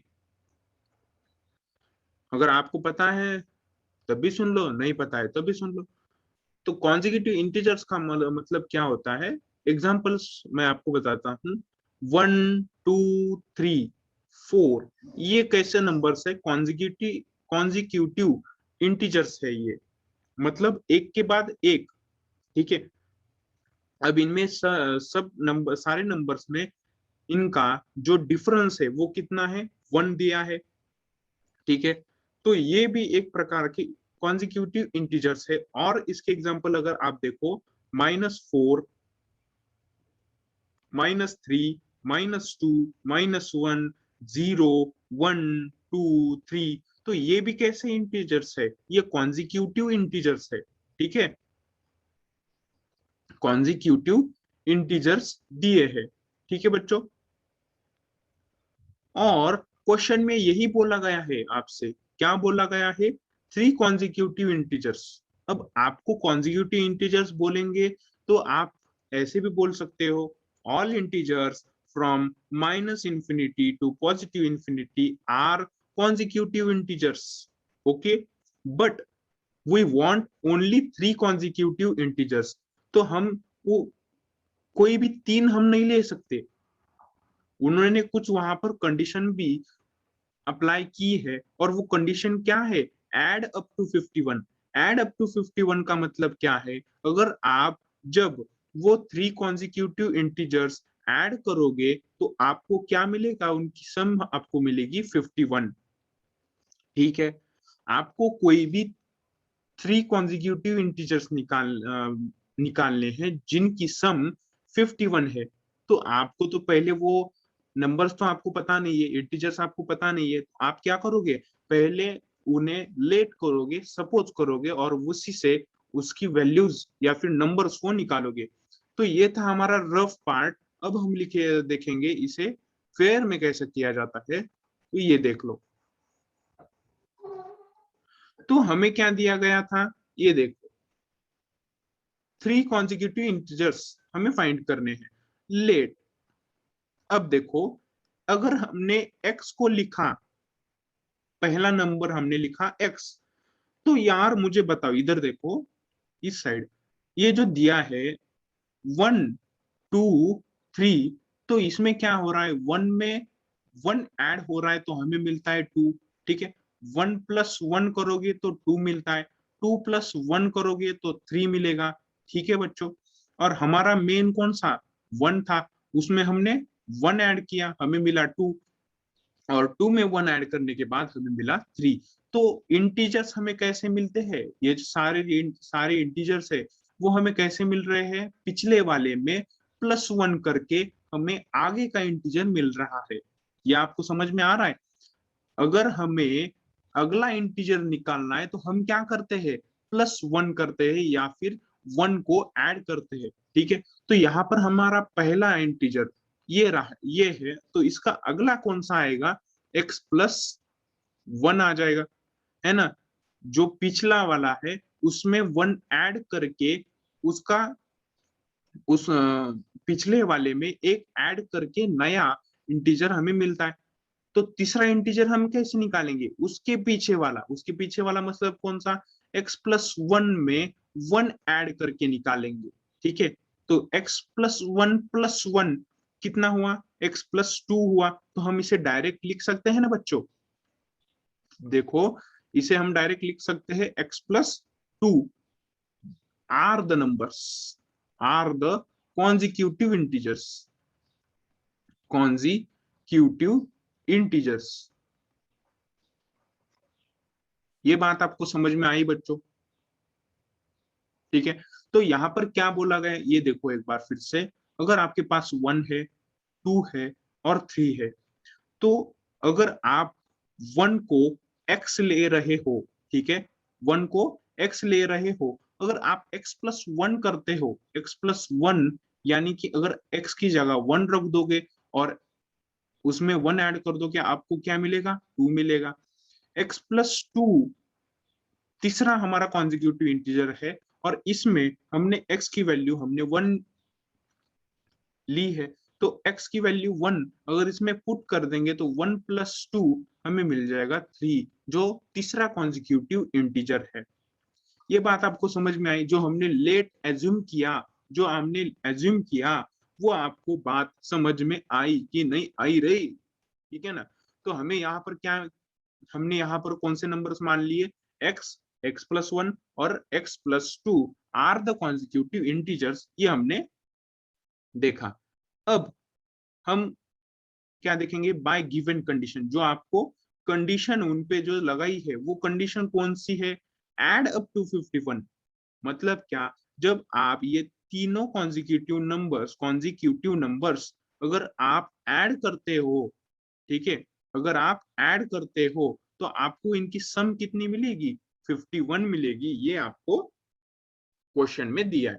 ठीक है बच्चों, अब देखो सिंपली इसको हम ऐड करेंगे, x + x + x, 3 बार x से इसे ये आ जाएगा 3x प्लस 1 + 2 आ जाएगा 3, कांस्टेंट की और वेरिएबल की सेपरेट एडिशन करेंगे। ठीक है बच्चों, और यहाँ पर हमें मिल जाएगा 51।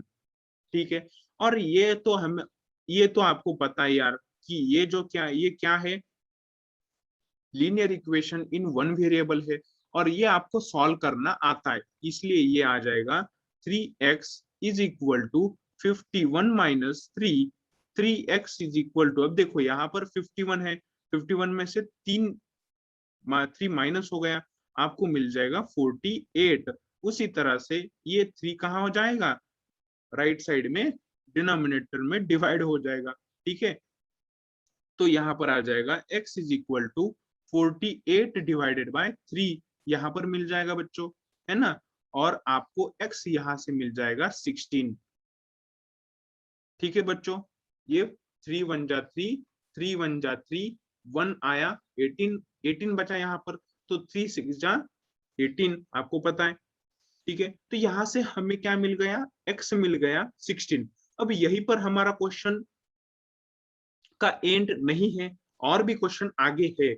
अब हमें यहाँ पर सिर्फ एक नंबर मिला है, एक नंबर हमें यहाँ पर मिला है जो है x इज इक्वल टू 16, और बाकी के नंबर हमने कैसे लिए, x प्लस 1 लिया था, तो x प्लस 1 कितना आएगा, 16 प्लस 1 वो आ जाएगा 17, और तीसरा नंबर हमने लिया था x plus 2 is equal to 16 plus 2 is equal to 18 हमें मिलेगा।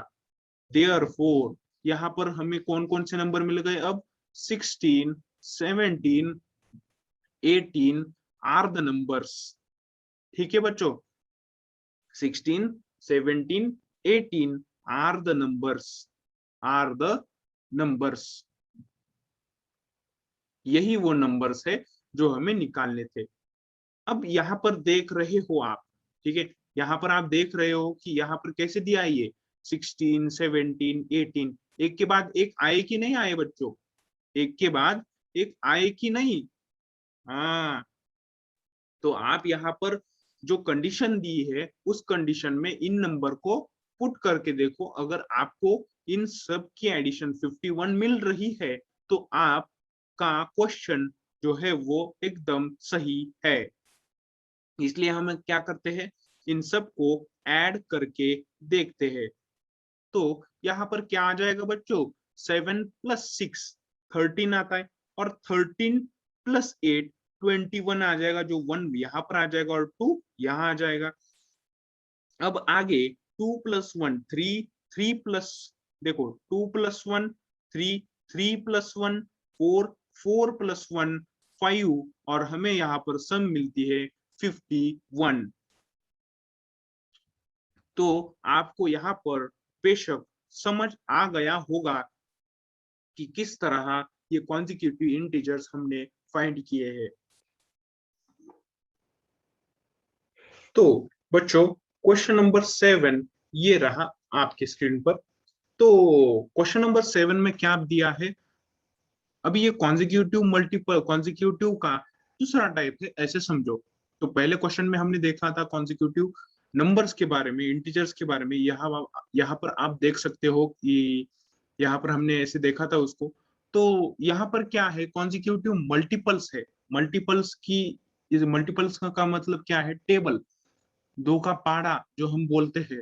अगर अब देखो यहाँ पर आपके पास क्या दिया है, अगर आपके पास दिया है 2, फिर आता है 4, फिर आता है 6, फिर आता है 8, इसका मतलब आप यहाँ पर क्या कर रहे हो, अगर आप 2 को अगर x ले रहे हो तो यहाँ पर 4 हमें कैसे मिल रहा है, x प्लस 2 मिल रहा है।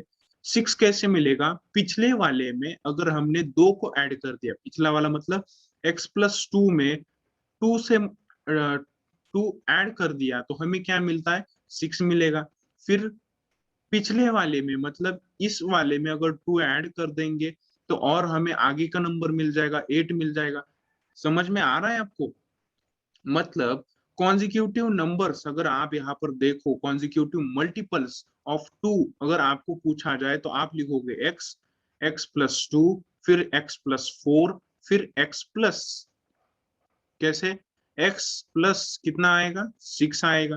तो ये रहे आपके consecutive multiples, consecutive consecutive multiples multiples of 2 ये रहे। ठीक है बच्चों, अब आपको क्वेश्चन क्या पूछा गया है, क्वेश्चन में आपको कॉन्जिक्यूटिव मल्टीपल्स पूछे गए हैं, किसके, 8 के मल्टीपल्स। ठीक है बच्चों, तो 8 के मल्टीपल्स भी इसके तरह ही आ जाएंगे। तो किस तरह आ जाएंगे, देखो 8, फिर आता है 16, फिर आता है 24, फिर आता है 32। ठीक है, तो इस तरह चला जाता है।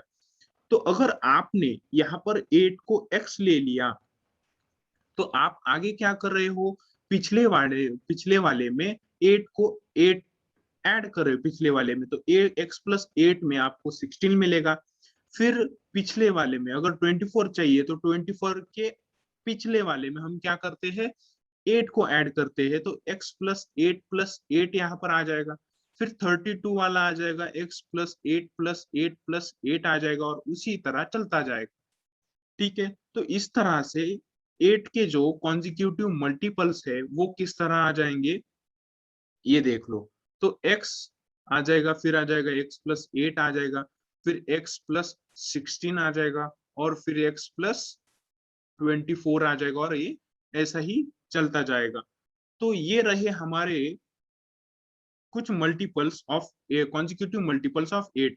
तो पहले हम क्वेश्चन में क्या करते हैं, पहले क्वेश्चन में हम उन्हें एज्यूम करते हैं और फिर उनका उपयोग करते हैं। तो यहाँ पर क्या आ जाएगा, लेट x प्लस 8 और x plus 16 are the three consecutive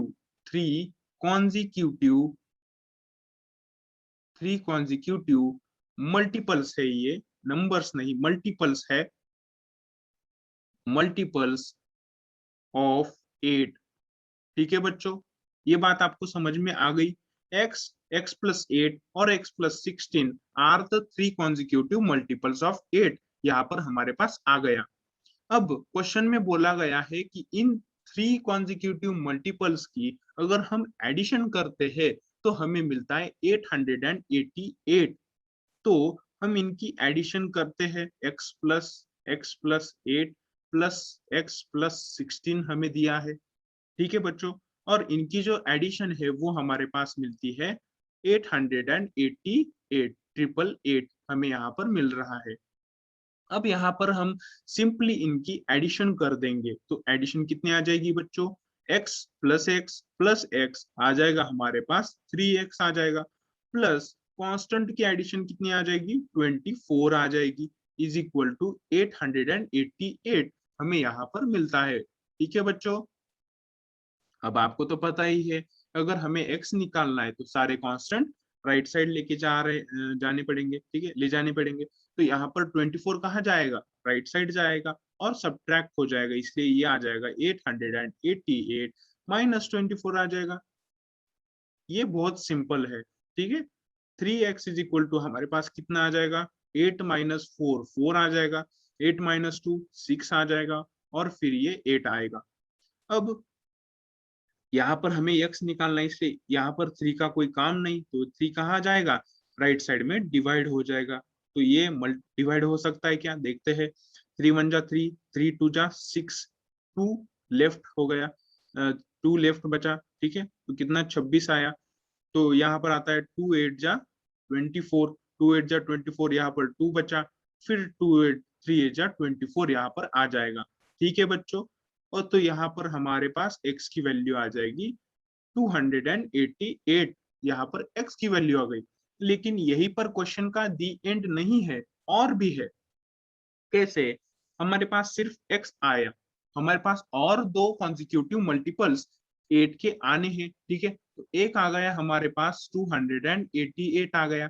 अगला मल्टीपल कॉन्जिक्यूटिव मल्टीपल हमने लिया था x प्लस 8 लिया था, है ना बच्चों। तो यहाँ पर क्या आ जाएगा, x प्लस 8, यानी कि 288 प्लस 8 क्या आएगा, 8 एंड 8, 8 प्लस 8 16, 1 यहाँ आ जाएगा, ये 9 और 2 आ जाएगा बच्चों। ठीक है, और ये हमारा रहा दूसरा कॉन्जिक्यूटिव मल्टीपल। और तीसरा हमने लिखा था x प्लस 16 हमने लिखा था, है ना।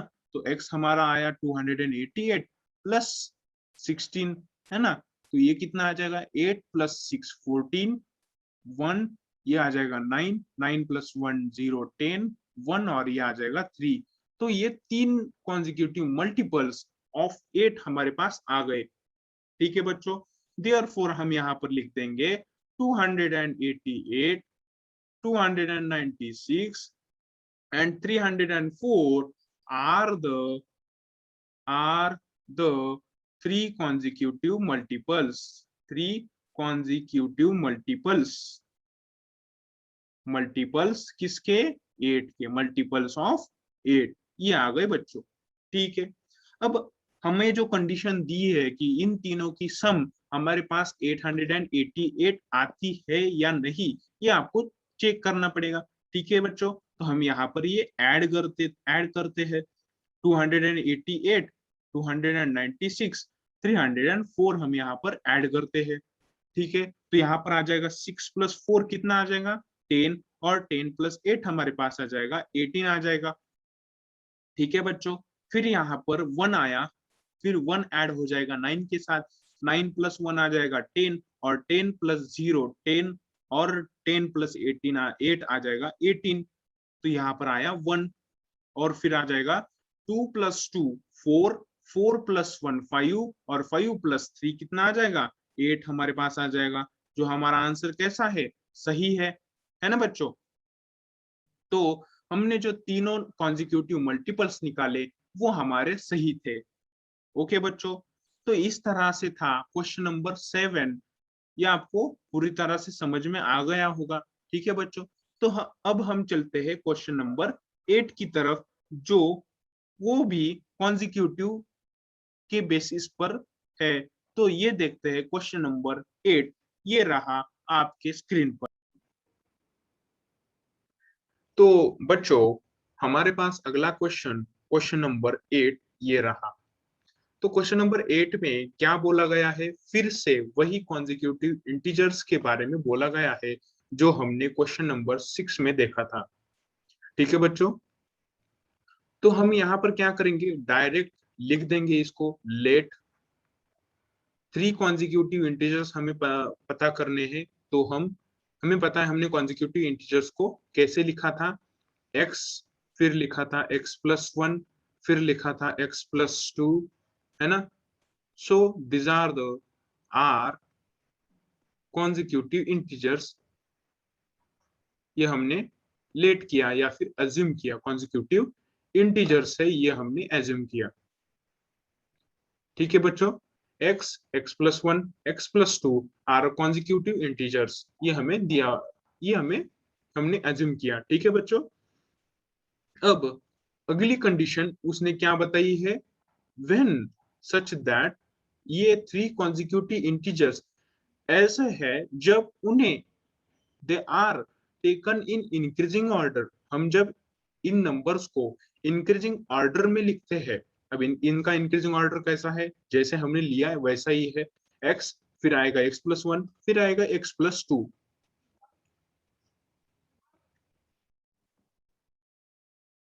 तो बच्चों, हमने यहाँ पर 3 कॉन्जिक्यूटिव इंटीजर्स ले लिए हैं। तो आगे second part of the question में वो क्या बोलता है, देखो जरा। 3 consecutive integers are such that when they are taken in increasing order and multiplied by 2, 3 and 4 respectively। ये जो 3 consecutive integers जो है, वो अगर हम इंक्रीजिंग ऑर्डर में अगर उन्हें लगाए, तो इंक्रीजिंग ऑर्डर इनका कैसा है, ऐसा ही है, x, x + 1, x + 2। तो इनका क्या कहना है, एंड उनको इंक्रीजिंग ऑर्डर में लगा के उनको हम मल्टीप्लाई करेंगे 2, 3 एंड 4 से रिस्पेक्टिवली। मतलब क्या है इसका, bye given condition, by given condition जो नंबर्स है उन्हें 2, 3 एंड 4 से रिस्पेक्टिवली मल्टीप्लाई करना है। रिस्पेक्टिवली मल्टीप्लाई करना है इसका मतलब क्या है, 2 जो है वो फर्स्ट, मतलब जो पहला कॉन्जिक्यूटिव इंटीजर है उससे मल्टीप्लाई होगा। इसका मतलब 2 मल्टीप्लाई होगा x से, और उन्हें क्या वो आगे क्या कहा है, they add up to 74। They add up to मतलब जो, जब हम ये 2, 3, 4 जब उन नंबर से मल्टीप्लाई करते हैं तब उनका एडिशन 74 आता है, ये हमें दिया है।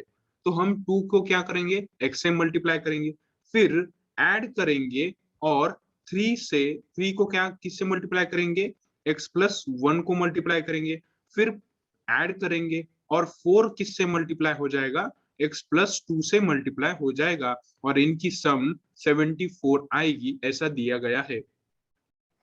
एक बार आपने क्वेश्चन पढ़ के इक्वेशन तैयार करने के बाद आपको कुछ भी करने की जरूरत नहीं है, इसलिए यहाँ पर आ जाएगा 2 इंटू एक्स प्लस ये 3 अंदर मल्टीप्लाई हो जाएगा तो यहाँ आ जाएगा 3x प्लस 3 प्लस 4 अंदर मल्टीप्लाई होने के बाद यहाँ पर आ जाएगा 4x plus 8 is equal to 74 यहाँ पर आ जाएगा बच्चों। ठीक है, अब यहाँ पर ये x वेरिएबल है, यहाँ पर एक वेरिएबल और ये वेरिएबल, तो इन वेरिएबल्स की सम कितनी आती है 4 3 2 9x इनकी सम आती है बच्चों। ठीक है, और कांस्टेंट की जो सम है वो कांस्टेंट की सम आएगी 11 इज इक्वल टू 74 यहाँ पर आ जाएगा। ओके, तो हमें x निकालना है, इसलिए क्या हो जाएगा, ये जो 11 है वो 11 राइट साइड में सब्ट्रैक्ट हो जाएगा। ठीक है, तो 9 राइट साइड में सब्ट्रैक्ट हो जाने के बाद ये आ जाएगा 9x is equal to 74 minus 11 आ जाएगा। ठीक है बच्चों, अब यहाँ पर क्या आ जाएगा, ये 9x इज इक्वल टू यहाँ पर आ जाएगा 63 आएगा बच्चों। आएगा कि नहीं आएगा, एक बार चेक कर लो, 74 माइनस 11 से 63 आता है या नहीं, चेक कर लो। ठीक है, तो यहाँ पर अब क्या हो जाएगा, हमें x चाहिए, इसलिए ये 9 कहा जाएगा 63 में डिवाइड हो जाएगा, इसलिए यहाँ पर आ जाएगा x is equal to 63 divided by 9 आ जाएगा। ओके बच्चों, और x इज इक्वल टू यहाँ पर कितना आ जाएगा, 9 1 जा 9, 9 7 जा 63, यहाँ पर आएगा 7 आ जाएगा। ओके बच्चों, यहाँ पर x 7 आएगा तो x प्लस 1 हमें मिल जाएगा, 7 प्लस 1 इज इक्वल टू 8 मिल जाएगा। ओके बच्चों, फिर x प्लस 2 हमें क्या मिलेगा, 7 प्लस 2 हमें मिल जाएगा 9। ओके बच्चों, ठीक है, ओके, तो यहाँ पर देयरफॉर हमारे पास आ जाएगा 7 8 9 are the consecutive numbers, are the consecutive numbers. अब देखो बच्चों, आता है क्या सही, देखो 7 से हम मल्टीप्लाई करेंगे 2 इज इक्वल टू 14 आ जाएगा, फिर 8 से मल्टीप्लाई करेंगे 3 से, 8 3 जा 24 यहाँ पर आ जाएगा बच्चों, और जो हमें दिया हुआ है आखिर में 9 इंटू 4 आ जाएगा, 9 4 जा 36 यहाँ पर आएगा बच्चों, 6 4 10 4 14 1 आएगा यहाँ पर। ठीक है, 1 प्लस 1 2 2 प्लस 2 4 प्लस 3 7 आ जाएगा, तो ये सही है। ठीक है बच्चों, वो थोड़ा हमारा गलत हो गया था तो हमने वो सही कर लिया है। ठीक है बच्चों, तो ये आपको समझ में आ गया होगा, ये कॉन्जिक्यूटिव इंटीजर्स मतलब कॉन्जिक्यूटिव पर ये तीसरा क्वेश्चन हमारा था, 6 नंबर क्वेश्चन, 7 नंबर क्वेश्चन और 8 नंबर क्वेश्चन, ये सारे के सारे क्वेश्चंस हमारे किस पे बेसिस पे थे, कॉन्जिक्यूटिव के बेसिस पे थे। ओके बच्चों, तो ये हमारा हो गया क्वेश्चन नंबर, मतलब ये सारे हमारे क्वेश्चन नंबर हो गए, क्वेश्चन नंबर मतलब 8 क्वेश्चन हमारे हो गए। तो आज के इस वीडियो में इतना ही काफी, इतना ही बस करते हैं। अगले वीडियो में हम देखेंगे अगले 8 क्वेश्चंस, जो जल्द ही आएगा वीडियो। ठीक है, तो हो गया, तो मिलते हैं यार फिर अगली वीडियो में फिर से एक bar with new questions. Okay बच्चों, तो आप एक बार फिर से एक्सरसाइज सॉल्व करके देखो, अगर आते हैं आपको तो फिर तो सही है, अगर नहीं आ रहे हैं तो हम तो है ही, हम किस लिए है। ठीक है, ओके, मिलते हैं अगली वीडियो में, बाय बाय।